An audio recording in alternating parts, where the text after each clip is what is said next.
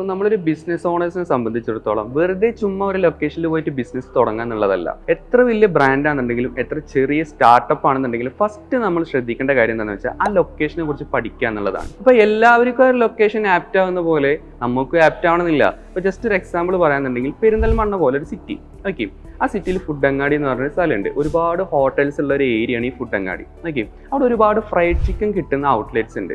എന്നാൽ അവർക്ക് എല്ലാവർക്കും സെയിൽ കിട്ടുന്ന പോലെ KFCക്ക് അവിടെ സെയിൽ കിട്ടുന്നില്ല. റീസൺ എന്താ?